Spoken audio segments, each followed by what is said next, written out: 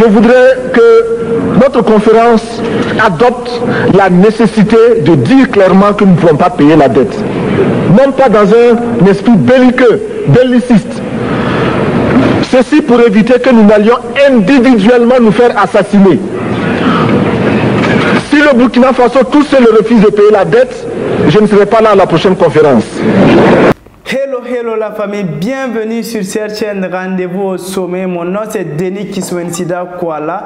Alors dans cette vidéo, nous allons revivre l'un des discours les plus impactants du président Thomas Sankara du Burkina Faso, président entre 1983 à 1987. Ce discours a été tenu du côté de Addis Abeba le 29 juillet 1987 et comme vous le savez, paradoxalement, 4 mois plus tard, soit plus précisément le 15 octobre 1987, Thomas Isidore Sankara a été impitoyablement assassiné. C'est triste, mais c'est réel. Sankara a-t-il été assassiné à cause de son discours qu'il a tenu du côté de Addis Abeba 4 mois plus tôt? Alors la question reste à poser. Dites-moi au niveau de la barre de commentaires ce que vous pensez de ce discours de Thomas Isidore Sankara. Parce que dans ce discours, il disait que les Africains ne peuvent pas et les Africains ne doivent pas payer la dette en avançant des raisons de A à Z pourquoi nous ne devons pas payer cette dette. Alors bon visionnage à vous.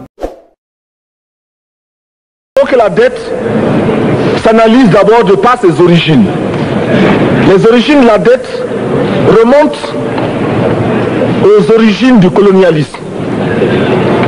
Ceux qui nous ont prêté de l'argent, ce sont ceux-là qui nous ont colonisés. Ce sont les mêmes qui géraient nos États et nos économies. Ce sont les colonisateurs qui endettaient l'Afrique auprès des bailleurs de fonds, leurs frères et cousins. Nous étions étrangers à cette dette. Nous ne pouvions donc pas la payer. La dette, c'est encore le néocolonialisme où les colonisateurs se sont transformés en assistants techniques. En fait, nous devrions dire qu'ils se sont transformés en assassins techniques.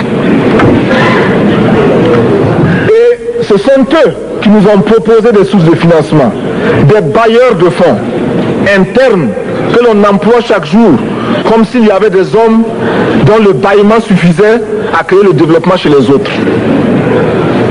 Ces bailleurs de fonds nous ont été conseillés, recommandés. On nous a présenté des montages financiers alléchants, des dossiers. Nous sommes endettés pour 50 ans, 60 ans, même plus. C'est-à-dire que l'on nous a amenés à compromettre le peuple pendant 50 ans et plus. Mais la dette, c'est sa forme actuelle. Contrôlée, dominée par l'impérialisme.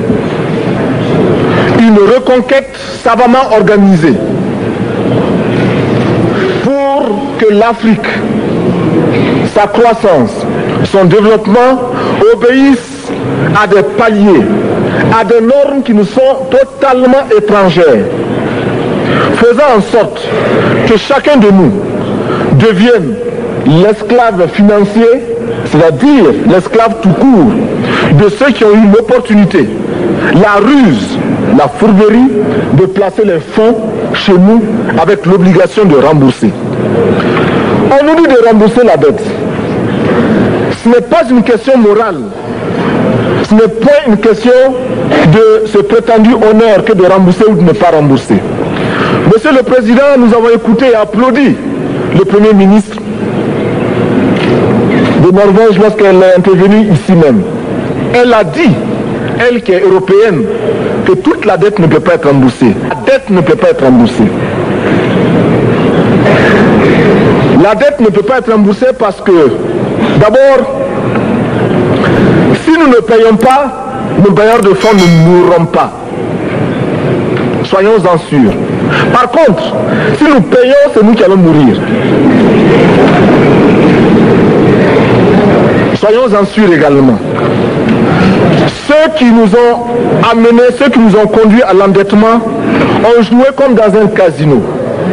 Tant qu'ils gagnaient, il y avait plein de débats. Maintenant qu'ils ont perdu au jeu, ils nous exigent le remboursement. Et l'on parle de crise. Non, Monsieur le Président, ils ont joué, ils ont perdu. C'est la règle du jeu. La vie continue. Monsieur le Président, ma proposition ne vise pas simplement à provoquer ou à faire du spectacle. Je voudrais dire ce que chacun de nous pense et souhaite. Qui ici ne souhaite pas que la dette soit purement et simplement effacée?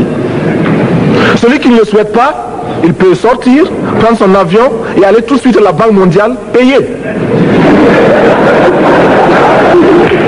Tous nous souhaitons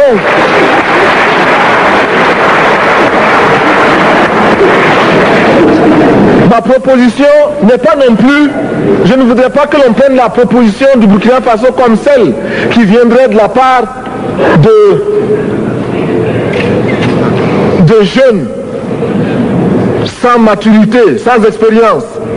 Je ne voudrais pas non plus que l'on pense qu'il n'y a que les révolutionnaires à parler de cette façon. Je voudrais que l'on admette que c'est simplement l'objectivité et l'obligation. Et je peux citer dans les exemples de ceux qui ont dit de ne pas payer la dette, des révolutionnaires comme des non-révolutionnaires, des jeunes comme des vieux.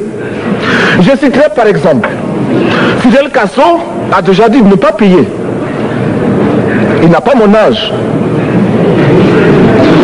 même s'il est révolutionnaire. Mais je pourrais citer également François Mitterrand, qui a dit que les pays africains ne peuvent pas payer, les pays pauvres ne peuvent pas.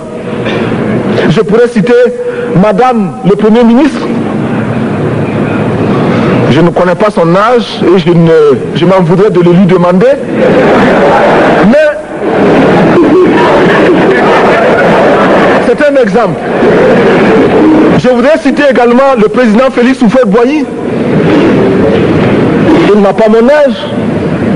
Cependant, il a déclaré officiellement, publiquement, qu'au moins pour ce qui concerne son pays,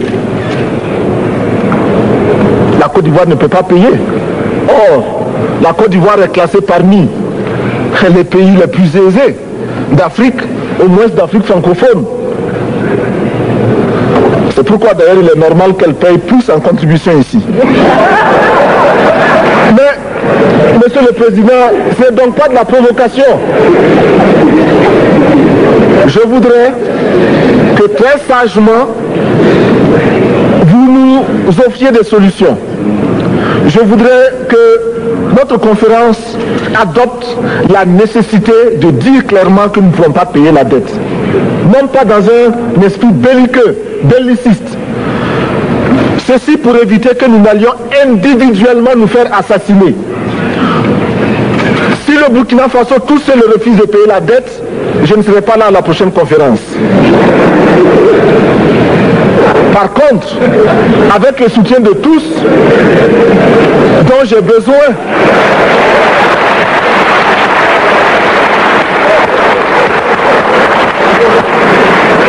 avec le soutien de tous, nous pourrons éviter de payer. Et en évitant de payer, nous pourrons à notre développement. Et je voudrais terminer en disant, chaque fois qu'un pays africain achète une arme, c'est contre un Africain. Ce n'est pas contre un Européen. Ce n'est pas contre un Asiatique. C'est contre un Africain. Par conséquent, nous devons également, dans la lancée de la résolution de la question de la dette, trouver une solution au problème de l'armement. Je suis militaire et je porte une arme. Mais Monsieur le Président, je voudrais que nous nous désarmions. Parce que moi, je porte l'unique arme que je possède et d'autres ont camouflé les armes qu'ils ont.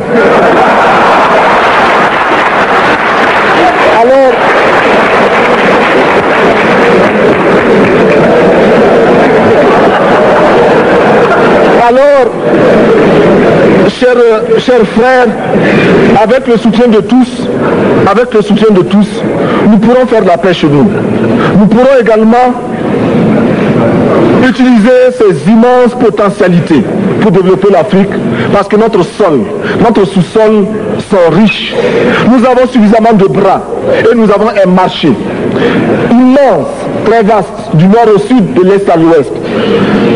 Nous avons suffisamment de capacités intellectuelles pour créer, ou tout au moins prendre la technologie et la science partout où nous pourrons les trouver. Monsieur le Président, faisons en sorte que mettions au point ce front uni d'Addis Abeba contre la dette. Faisons en sorte que ce soit à partir d'Addis Abeba que nous décidions de limiter la course aux armements entre pays faibles et pauvres. Les gourdins et les coutelas que nous achetons sont inutiles. Faisons en sorte également que le marché africain soit le marché des Africains. Produire en Afrique, transformer en Afrique et consommer en Afrique. Produisons ce dont nous avons besoin et consommons ce que nous produisons au lieu d'importer. Le Burkina Faso est venu vous exposer ici la cotonnade produite au Burkina Faso, tissée au Burkina Faso, cousue au Burkina Faso pour habiller les Burkinabés. Ma délégation et moi-même, nous sommes habillés par nos tisserands, nos paysans. Il n'y a pas un seul fil qui vienne de l'Europe ou de l'Amérique. Je ne fais pas un défilé de mode, mais je voudrais simplement dire que nous devons accepter de vivre africain. C'est la seule façon de vivre libre et de vivre digne. Je vous remercie, Monsieur le Président. La patrie ou la mort, nous vaincrons.